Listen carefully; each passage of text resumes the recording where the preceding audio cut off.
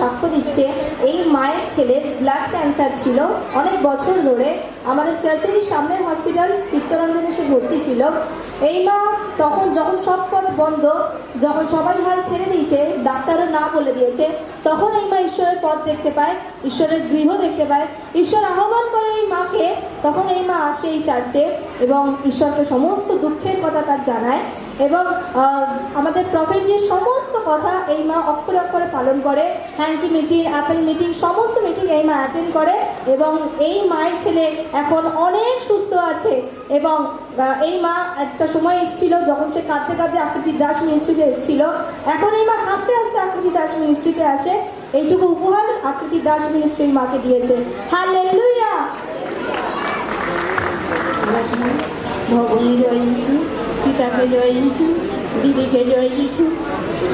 যখন হাসপাতালে ভর্তি করি তখন বলেছিল যে মা এখানে থাকা যাবে না, মাকে রাখা যাবে না, যেহেতু ছেলেদের রডে মাকে এখানে পারা যাবে না, রাখতে আমরা পারবো না।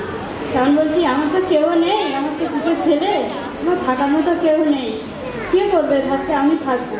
আচ্ছা ডাক্তারকে পারমিশন করান। আচ্ছা ডাক্তারকে পারমিশন করাবো ঠিকই, কিন্তু আমাকে এখন উঠতে হবে, আমাকে দেখতে হবে তো। না তোমাকে চাই না, তোমার বাড়ির লোককে চাই। হ্যাঁ ঠিক আছে, বাড়ির লোককে চাই, বাড়ির লোক আসবে, কিন্তু আমাকে থাকতে হবে, না থাকলে আমি থাকতে পারবো না। বলছে তোমাকে দ্বারা সম্ভব না। হ্যাঁ আমি থাকবো, যা আছে আমার কপালে আছে আর ভগবান আছে। বলছে তুমি থাকবে? আমি হ্যাঁ। বলে একদিন বাড়ির থেকে খবর আসে যে কোথায় ভবন হয়, ভবনে সাধনা করলে ও ভালো হয়ে যাবে। এরকম ভবন থেকে খবর এসেছে, ও দেখেছে, ওর নামে গণা করা করে ও ভালো হয়ে যাবে, খুব তাড়াতাড়ি শীঘ্রই ভালো হয়ে যাবে, কিন্তু ভবনে যেতে হবে। তখন আমি বলছি সেদিন সন্ধ্যাবেলা বলছি আছো, তুমি যেখানে আছো আমার সাড়া দাও, আমি যেন তোমার 24 ঘন্টার মধ্যে যেন তোমার ভবন আমি পাই। এবার রাস্তার এপারে এসেছি ওষুধ কিনতে, ওখানে বসে আছি, রাত 8টা বাজে, 7:30 8টা বাজে। তখন এখান থেকে আওয়াজ যাচ্ছে, বুকের ভিতরে যেন কাঁসার মতো বেজে উঠছে আওয়াজটা, যে আমি যেন আর ঠিক থাকতে পারছি না, আমি কোথায় হচ্ছে আমি তো জানি না কি হবে, কোথায় যাবো, এই আওয়াজটা যেন কানে এলো, আমি কোথায় গেলে পাবো ভবনটা।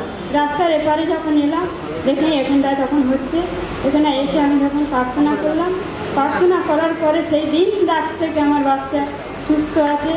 তারপরে সেদিন বললো, ডাক্তারবাবু বললো যে পিগলাইন করতে হবে, পিগলাইন করা হলো।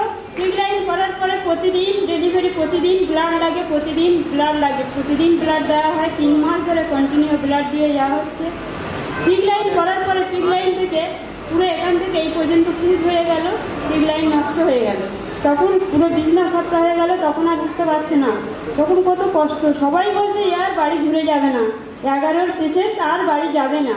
সবাই বলে, মানে ডাক্তার আমাকে বলছে যে তোমার বাড়ির লোককে ডাকুন, তোমার বাড়ির লোককে আর আমরা তোমার সঙ্গে কোনো কথা বলতে পারবো না, তুমি আমাদের সামনে আর এসো না। তখন আমি বলছি ডাক্তারবাবু যা আছে আমার পিতা আছে, আর তোমাদের হাত আমার পিতার চরণ, এছাড়া আমার কেউ নেই। বাড়ির লোক কী করবে, আমি আছি, যা চিকিৎসা চালানোর হয় তুমি চালাও। তখন আমার বলছে কি তুমি বন্ডে সই করে দাও। আচ্ছা হ্যাঁ আমি বন্ডে সই করে দেবো ডাক্তারবাবু, তুমি তোমাদের কাজ করো। তবু ডাক্তারবাবু শোনেনি, আমার বাড়ির লোককে আনিয়ে বললো যে কী হবে, আমরা পেশেন্টকে ট্রান্সফার করবো। আচ্ছা না ডাক্তারবাবু, আমার পিতা আছে আর এই হাসপাতালে এখানেই থাকবো, এখান থেকে আমি পিতার স্মরণ করবো, তবু আমি এখান থেকে ট্রান্সফার হবো না। ট্রান্সফার হলে আমি পিতার স্মরণ আমি পাবো না এখান থেকে। আমার পিতা বলেছে যে হ্যাঁ ভালো হবে, হবেই। সেখান থেকে ব্লাড আনা সেই দিন থেকে বন্ধ হলো। ফের ভবনে এলাম, পিতার কাছে আঁচল পেতে কেঁদেছি, পিতা আমার দুটোই সন্তান, সবই অসুস্থ, কেউ নেই আমার, তোমার চরণে সবই আমি সমর্পণ করলাম, সবই তোমার দান দেওয়া দান, সবই তোমার পায়ে আমি সমর্পণ করলাম, সবই তোমার, আমার বলে কিছু নেই পিতা, সবই তুমি রক্ষা করো। সেদিন থেকে ব্লাড আনা বন্ধ হলো। সেদিন